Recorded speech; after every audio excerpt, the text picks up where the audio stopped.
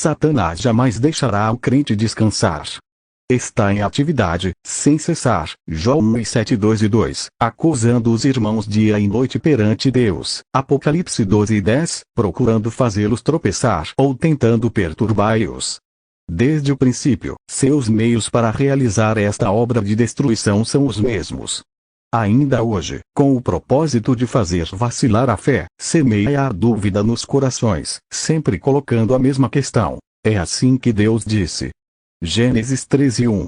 O fato de que alguns sejam perturbados sobre um tema tão claro e frequentemente tão exposto como o da justificação pela fé, é prova cabal de que o inimigo continua repetindo seus ataques. Da mesma forma que o fez no momento de tentar o Senhor Jesus no deserto, Mateus 4:6, Lucas 4:10, ele o faz, empregando a palavra. Por exemplo, Tiago 2:24. Verificais que uma pessoa é justificada por obras, e não por fé somente. E Satanás acrescenta: vê como sua conduta deixa muito a desejar. Onde estão as suas obras? Você tem fé, mas isso não é suficiente, pois a palavra diz que não se é justificado somente pela fé. Apresentam-se também outras passagens cujo sentido é falsificado e que, por isso, mantém a dúvida nessa alma angustiada. Assim Romanos 11:22. Você também será cortado, ou Filipenses 2:12. Desenvolvei a vossa salvação com temor e tremor. Também é utilizado Hebreus 6 versos 4-6 para fazer crer que o redimido por Cristo pode muito bem perder sua salvação, e para tirar toda a esperança de restauração daqueles que caíram em pecado. Com efeito, esta passagem diz: é impossível, pois, que aqueles que uma vez foram iluminados, e provaram o dom celestial, e se tomaram participantes do Espírito Santo, e ainda provaram a boa palavra de Deus e os poderes do mundo vindouro, e caíram, sim, é impossível outra vez renová-los para arrependimento, visto que de novo estão crucificando para si mesmos o Filho de Deus, e expondo a ignomínia, zombaria. A pessoa perturbada mantém-se assim em contínua inquietação com respeito à sua salvação, tendo sempre temor de que não realize obras suficientes para obter-a ou para perder-a. Faremos duas observações. É perigoso isolar um texto bíblico de seu contexto e, por outro lado, a revelação consistiu um todo. Sobre a palavra, diz ela mesma: os juízos do Senhor são verdadeiros e todos igualmente justos. Salmos 19:9. Esta expressão igualmente mostra-nos bem que o sentido de uma passagem deve ser buscada de acordo com as demais verdades conhecidas do livro santo. Estes dois princípios devem guiar-nos sempre quando examinamos uma porção das Escrituras. A propósito da justificação, eis que o apóstolo Paulo escreve aos Romanos: mas ao que não trabalha, porém crê naquele que justifica ao ímpio, a sua fé lhe é atribuída como justiça. Romanos 4:5, enquanto que o ensinamento de apóstolo Tiago é este: verificais que uma pessoa é justificada por obras, e não por fé somente. Tiago 2:24. Isolados de seu contexto, estas duas passagens parecem contraditórias, e esta aparente contradição é motivo de confusão para muitos. É necessário compreender que nestas duas porções da palavra tratam-se dois temas muito diferentes. Na Epístola aos Romanos, trata-se da justificação perante Deus, e na Epístola de Tiago da justificação perante os homens. Deus lê no meu coração. Ele pode discernir a realidade de minha fé sem que para isso sejam necessárias as obras. Ao contrário, aqueles que me rodeiam somente podem me julgar através de minha vida prática. Eu te mostrarei a minha fé pelas minhas obras. Tiago 2:18. O mesmo exemplo de Abraão foi escolhido nas duas passagens citadas, o que é notável. Romanos 4 alude à cena de Gênesis 15. Olha para os céus e conta as estrelas, assim será a tua posteridade. Isso é o que Deus disse. É suficiente crer para ser justificado. E creu em Deus, e isso lhe foi imputado para a justiça. Este versículo mencionado em Romanos 4:3 é citado igualmente em Tiago 2:23, mas precedido por estas palavras: e se cumpriu a escritura que diz. Quando foi cumprida esta escritura? Quando Abraão ofereceu seu filho Isaque sobre o altar. Verso 21. A cena de Gênesis 15, durante a qual foi pronunciada a expressão cumprida em Gênesis 22, é bastante anterior. Isaque não havia nascido ainda. A fé, pois, precede as obras, as quais são somente a consequência e o testemunho daquela perante o mundo. Em Gênesis 22 havia testemunhas, 2 dos seus servos, embora não tenham ido ao local do sacrifício. Qual é o resultado em cada uma dessas circunstâncias? Gênesis 15. Abraão creu em Deus. E isso lhe for imputado para a justiça, é justificado perante Deus por sua fé. Não é questão de obras, ao que não trabalha, porém crê. Romanos 4 e 5. Gênesis 22. Suas obras manifestam sua fé. Aqui não se diz que isso lhe foi imputado como justiça. Aqui são dirigidas duas mensagens diferentes. Mas do céu lhe bradou o anjo do Senhor. Verso 11. Então do céu bradou pela segunda vez o anjo do Senhor a Abraão. Verso 15. Quais são essas duas mensagens? A primeira: agora sei que temes a Deus. Verso 12.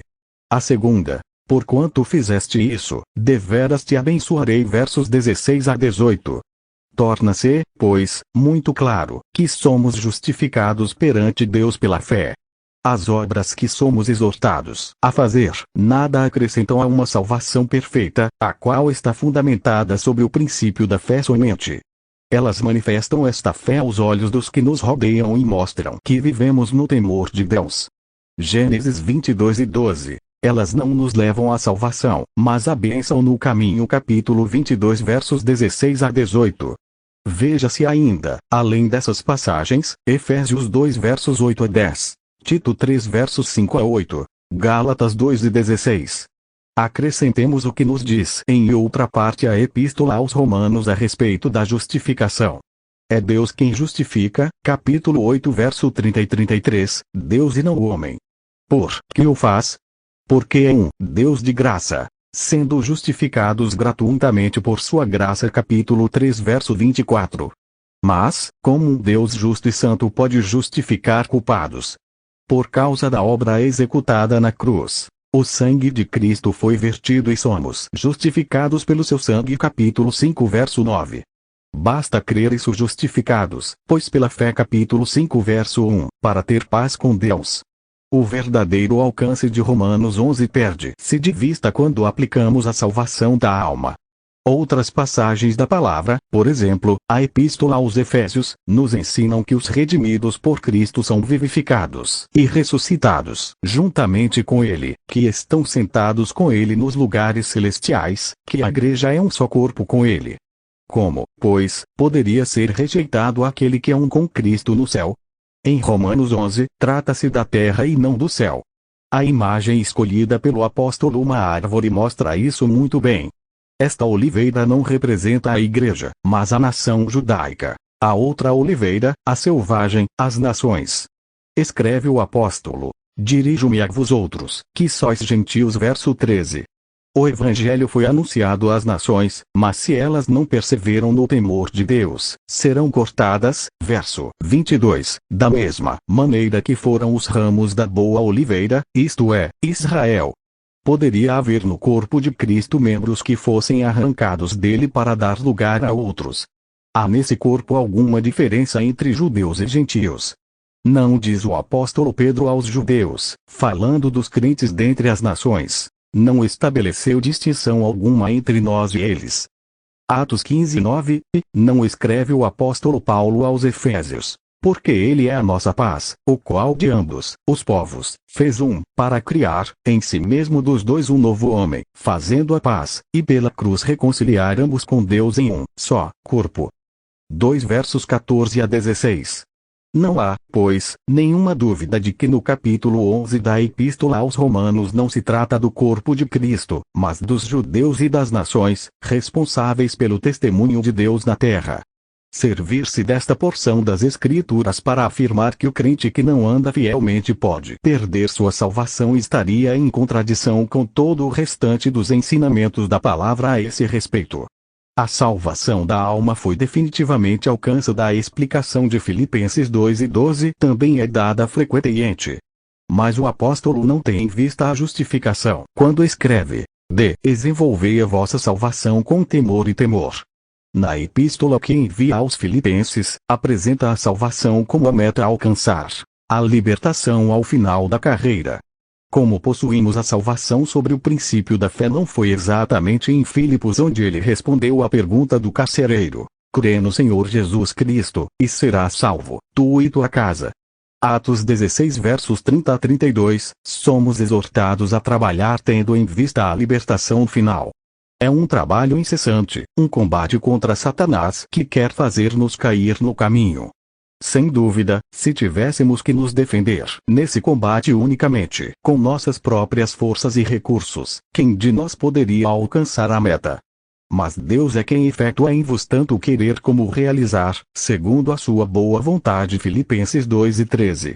Assim, podemos esperar com inteira confiança a adoção, a redenção de nosso corpo. Romanos 8 versos 23 e 24. A salvação de nossas almas já foi alcançada. É a salvação de nossos corpos a que esperamos. O primeiro versículo da Epístola aos Hebreus mostra claramente que ela foi enviada a crentes judeus. Deus havia falado aos pais pelos profetas. Quando falou pelo Filho, seu povo rejeitou-o e crucificou-o. Entretanto, fizeram-no por ignorância. Atos 13:17. Então é-lhes anunciado o Evangelho e pregado o arrependimento. Mas se, depois de ouvir, depois de adentrar a profissão de fé cristã, rejeitam a Cristo e voltam ao judaísmo, Deus não tem outro meio de salvação para oferecer-lhes. Isso é o que dirá o apóstolo Pedro depois de pronunciar as palavras que acabamos de mencionar, Atos 4:12. A passagem considerada de Hebreus 6 versos 4 e 5 aplica-se, pois, a judeus que tiveram por algum tempo a aparência de profissão de fé cristã, mas sem ter realmente a vida de Deus. A boa palavra de Deus que ouviram, que apreciaram, iluminou-os. É o mesmo caso de muitos que apenas professam a fé, os que pretendem ser crentes e não o são, na atualidade. Chegaram a ser participantes do Espírito Santo. Observemos bem que aqui não é utilizada a expressão de Efésios 1:13 tendo crido nele, fostes selados com o Espírito Santo. Não se trata do selo do Espírito Santo, o qual Deus põe sobre seus filhos como uma marca de propriedade. É questão de pessoas que se encontraram no cristianismo, mas que jamais fizeram parte do único corpo. Efésios 1:23. E capítulo 4 verso 4. Nada nestes versículos, pois, permite dizer que um filho de Deus possa perder sua salvação e que é impossível que seja conduzido novamente ao arrependimento se caiu. Um crente que cai não perde sua salvação, mas o gozo de sua comunhão com o Senhor. São duas coisas muito diferentes. Levítico 21 versos 21 a 23. Sem dúvida, estamos em tempo de relaxamento. Em muitos sentidos, é útil considerar com atenção nossa responsabilidade. Já é hora de vos despertardes do sono. Romanos 13 versos 11 a 14, e esta exortação dirige-se também a nós. Lembra-te, pois de onde caíste, arrepende-te, e volta à prática das primeiras obras. Apocalipse 2:5. Temos necessidade de considerar seriamente nossa caminhada individual e coletiva, respondendo ao convite que nos foi feito. Esquadrinhemos os nossos caminhos, provemo-os, e voltemos para o Senhor. Lamentações de Jeremias 13:40. Talvez pudéssemos duvidar se realmente é salvo somente Deus. Lê em nossos corações aquele que disser: sou salvo, não importa se eu andar fielmente ou não. Aquele que crê se transforma em alguém que ama, porque o amor de Deus é derramado em seu coração, e este amor é manifestado, guardando sua palavra. João 14 versos 21 a 23. Dessa forma, temos que mostrar nossa fé por obras. Mas, se nossa salvação dependesse de nossos caminhos, quem ousaria pretender ser salvo? Querer despertar a consciência dos santos adormecidos, mostrando-lhes que sua salvação pode ser questionada, porque sua caminhada não é o que deveria ser, teria como único resultado perturbar-os em vez de despertá-los. Nossa vida está unida à de nosso amado Salvador. Porque eu vivo, vos também vivereis. João 14:19. De suas ovelhas, as quais deu a vida eterna, ele pode dizer: jamais perecerão, e ninguém as arrebatará de minha mão. Meu Pai, que mas deu, é maior que todos, e ninguém pode arrebatar-as da mão de meu Pai. João 10 versos 28 e 29. Esta salvação, que descansa sobre a obra perfeita de Cristo cumprida na cruz e que recebemos pela fé, não nos pode ser tirada. Esta certeza é nossa felicidade e nossa paz. Que nenhum filho de Deus duvide de sua salvação. Esta descansa sobre o que Cristo fez e não sobre o que nós fazemos. Mas cada um deles manifeste sua fé por meio de suas obras, para ouvir esta promessa. Agora sei que temes a Deus, deveras te abençoarei. Gênesis 22 versos 12 e 17. Poderá gozar então de uma comunhão feliz com o Pai e com o Filho. Viremos para ele e faremos nele morada. João 14, 23. Também sentirá toda a felicidade que resulta da obediência. Se guardardes meus mandamentos, permanecereis no meu amor. Tenho-vos dito estas causas para que o meu gozo esteja em vós, e o vosso gozo seja completo. João 15 versos 10 e 11. Amém.